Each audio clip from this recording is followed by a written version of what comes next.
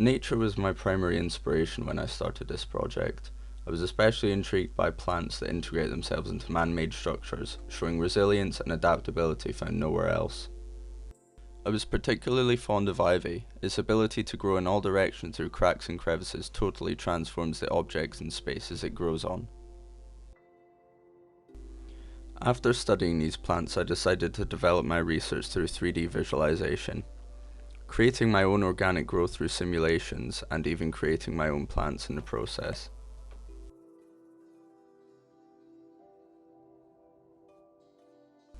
My continued research of ivy led to me creating my own pattern inspired by the plant.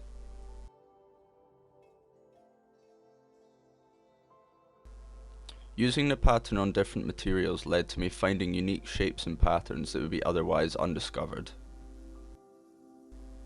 A closer inspection of the pattern led to a discovery of an almost naturally occurring seat, the petals extruding out each side creating platforms and the stem a backrest.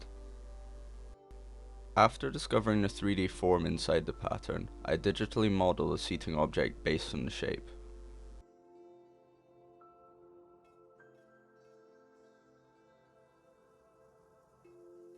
I wanted to create a sense of duality in the object. I did this by designing a pair of well-engineered synthetic chair legs to oppose the naturally occurring structure for the main body.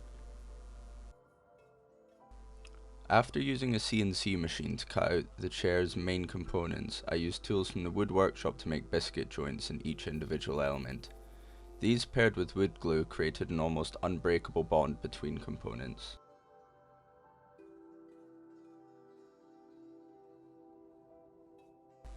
After the body was secured together, I sanded the edges and corners of the object to create a more professional finish.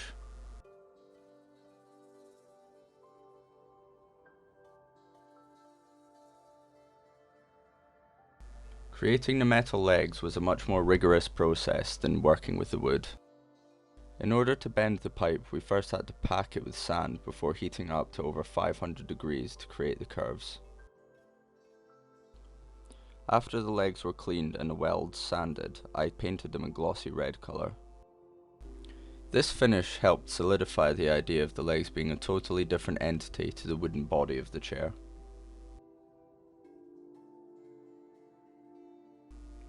Each leg was secured to the body by 5 clamps to guarantee a sturdy finish, and allow it to be as durable as possible. Something very important, especially if the object is being used by more than one person at a time.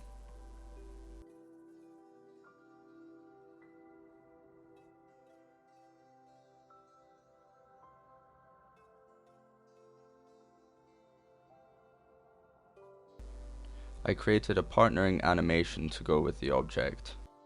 I did this by importing the Adobe Illustrator file into Cinema 4D, where I could extrude it and simulate it as if it was a piece of cloth. After adding texture and lights to the animation, it was ready to be displayed alongside the object.